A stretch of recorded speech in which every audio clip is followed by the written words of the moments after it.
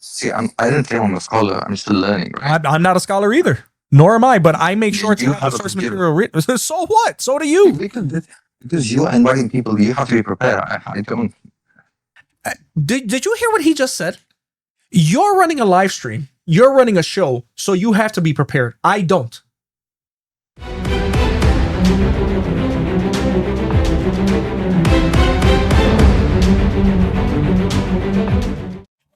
Brother DT, welcome to the stream. You are aware of you are aware of the topic for today, correct? Yeah. Hello. What's up? How are you? Good to see you. Yeah, I've been hearing this conversation for a while, and I think both allegations from that. I think Muslims will say Christians are dishonest. Christians will say Muslims are dishonest, which is fine. Which has always been a war going on. That's always how it is. Yeah. Yeah. But what I want to clarify, I know you like to take a neutral opinion. You ask ChatGPT and take neutral opinion, so that is good. That is in good faith. Wait, say that one more So time? if you when I've spoken to you before, and you said if you want, we can take a neutral position, asking ChatGPT and see what's the truth, which is for me is honesty. Which means is you want to see the truth as well. So I'm that is why I keep coming back to you, Sam. Now the question about is Prophet Muhammad in the Bible? We Muslims believe Prophet Muhammad, peace be upon him, is mentioned in the books that were originally revealed to the prophets, not necessarily the New Testament or the Old Testament that we have today.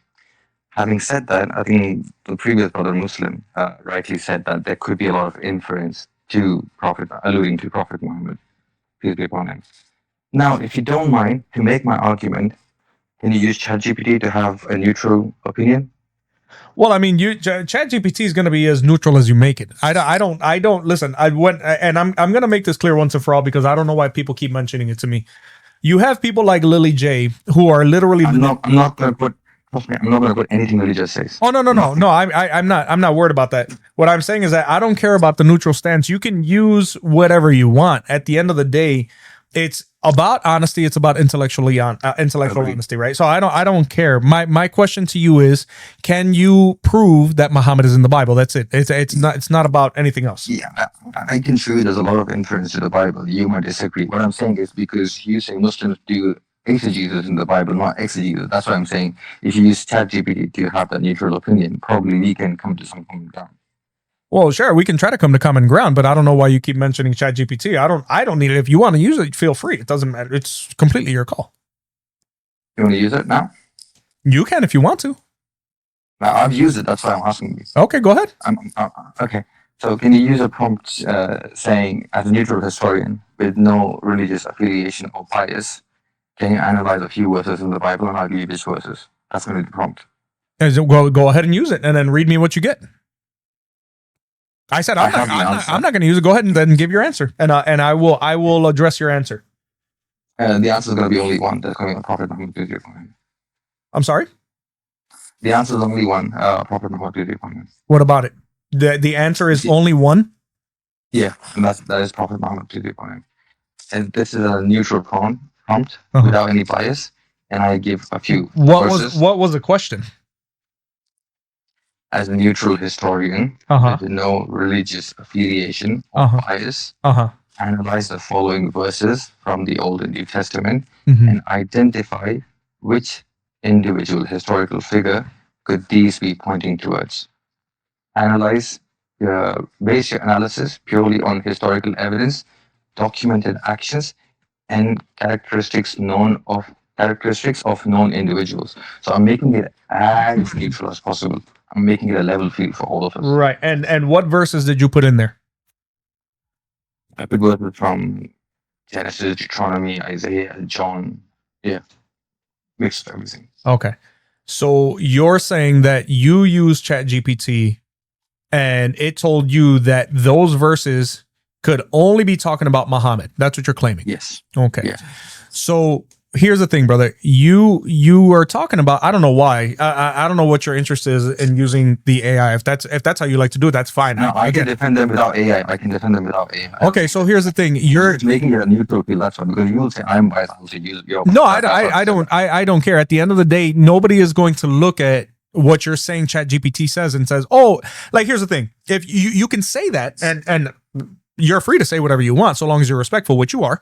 But my thing is that no matter what you say that ChatGPT says, at the end of the day, that's not going to convince anyone that either A, you're telling the truth, or B, because you can say that you're making it neutral. You can say this is what the prompt says.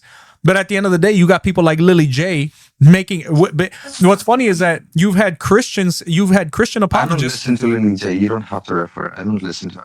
Okay. Listen. Yeah. I want to finish what I'm saying. I very quickly lose patience when I'm interrupted when I'm speaking. So give me the same respect I give you. Okay. Now, what I'm trying to explain to you is that you can say that you have not manipulated your AI. I don't care what you do with your AI.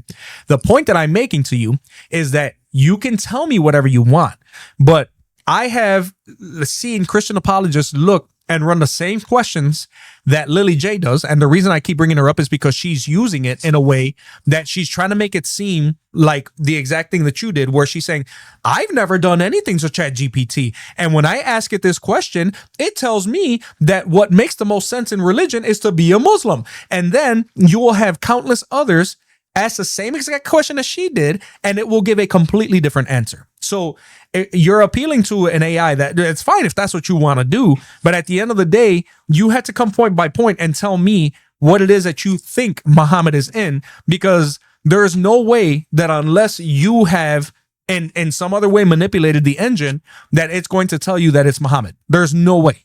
Not if it's being intellectually honest, because ChatGPT has access to what every historian has said.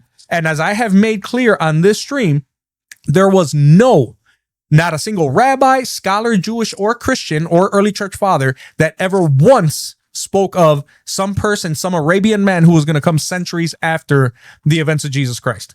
So again, if you want to prove to me that Muhammad's in the Bible, I don't want you to appeal to some random answer that you said that ChatGPT said. I'm asking you for your true scholarship and give your sources the way that I always demand on this show. So what is it that you think is your strongest case for Muhammad being in the Bible? That's my question to you. Right. The reason why I gave you the proper non read myself, because again, you would claim that I have manipulated the AI engine. That is why I gave it to you, so that you can use your programmed engine and run and see if it gives a different answer. Trust me, it's not. It won't, because I've run this. My programmed engine doesn't do anything. No, I'm explaining to you something so that you have the knowledge before you say it. Because my programmed engine, what it does, my programmed engine, you know what it is used for? It is used for titling, YouTube videos, descriptions, hashtags, tags, and analyzing transcripts of debates. That's what it's used for. I have used it to find. Okay, so analyzing words. That's exactly what I was saying. Analyzing words. That's nothing.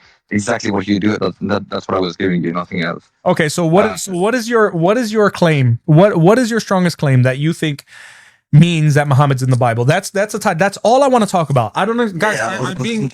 What makes you think Muhammad's in the Bible? Yeah, I'll continue. Secondly, your argument that no early church fathers or historians ever claimed Muhammad was in the Old Testament, that's the same argument the Jews also bring, saying that Jesus is not in the Old Testament. That's why they reject Jesus Christ. So every religion will reject the next prophet. So it doesn't.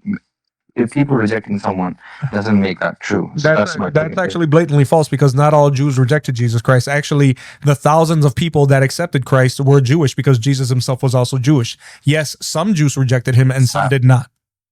But thousands is a small minority. There was only thousands of people. The population was a lot smaller. So you can laugh it off. But they still wanted to kill him, didn't they?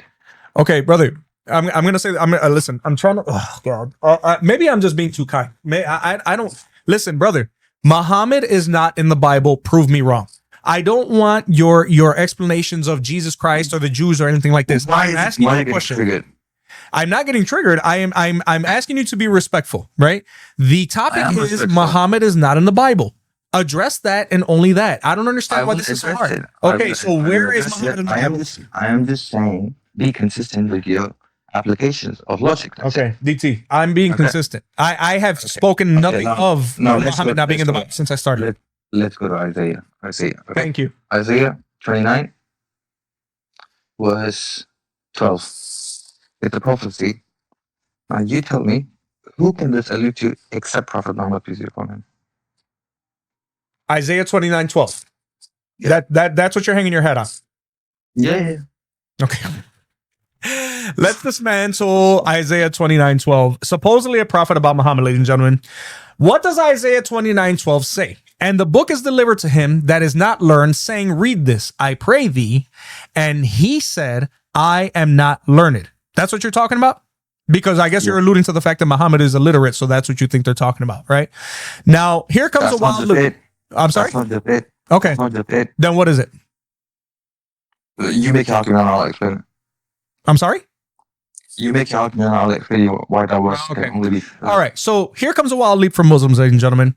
He's going to claim that this is about Muhammad in the cave and that we supposedly said, I cannot read, right?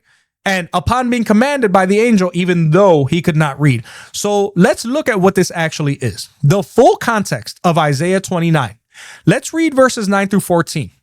The entire chapter is talking about judgment on Jerusalem for their hypocrisy. Verse 11 says the vision is like words of a sealed book, not given to someone because they cannot understand it. It is literally a metaphor for spiritual blindness and not a literal prophecy about an illiterate Arab man 700 years later. But here's the real kicker. The one being told to read is a symbolic representation of Israel's leaders rejecting the revelation being given to them. There is no figure here that is being prophesied. The passage is part of a Hebrew poetic critique of the Jews' own failure to listen to God like they had so many times throughout history, right? This is not a sneak preview of a 7th century camel merchant. I'm sorry. Now, the fallacies that you used here, my brother, were the cherry picking one, without a doubt, because you ripped one line out of a whole prophetic oracle and you pretended that it was about Muhammad, ignoring the context entirely, right? You also tried to make an equivocation and saying that because it said the word read in Isaiah, it was being twisted to the parallel ikra in the Quran, 2 different languages, centuries apart, and 0 connection in meaning or event. But the post hoc that you actually did here was incredible, okay? Because just because Muhammad allegedly said, I cannot read, and Isaiah talks about a man saying, I am not learned, doesn't mean that the two are prophetically linked. There's no correlation there. That's like saying that anyone who says, I'm tired, is fulfilling a prophecy because someone else said it once in a poem. There is no evidence of what you're saying because there's no Jewish sources saying that this verse in and of itself at all or anywhere else in this chapter points to Muhammad, right? You have no early Christian scholars connecting Isaiah 29 to a future Arab prophet. You're not going to find any because it's not there. Now, your own scholar, Tafsir in Al-Jala'in, admits that this is a Muslim interpretation that is retroactively read into the text because no ancient Jew or Christian reading Isaiah ever walked away saying, yep, there's about a man coming from Mecca in 600 years. It makes absolutely no sense. All right. So, I will, I'll yield back to you, but I'm very surprised that you tried to allude to that. Yeah. You said many Christian scholars don't believe that this is a prophecy, but you're wrong. Some Christian scholars do refer this as a prophecy, not as a Which Christian scholars look at this as a prophecy about Muhammad? No, not as Muhammad. I'm just saying this was is Okay, so then who looks at it as a prophecy? I didn't say what Muhammad. Which Christian scholars? Which Christian scholars? Let me find that. Yeah, okay. Here we go again, ladies and gentlemen. We love to say the word scholars and Christian scholars, and then when asked, they say, I got to look it up.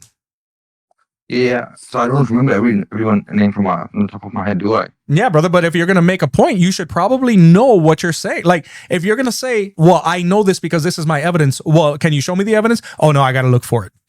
See, I didn't say I'm a scholar. I'm still learning, right? I'm not a scholar either, nor am I, but I make sure to have source material written. So what? So do you. Because you're inviting people, you have to be prepared. I don't. Okay, you know what, DT? Listen. This is what I'm talking about, man. Did you hear what he just said? You're running a live stream. you're running a show, so you have to be prepared. I don't. You don't have to be prepared. So you're coming into a debate. You're trying to defend the Muslim standpoint. You're trying to convince people that Muhammad is in the Bible.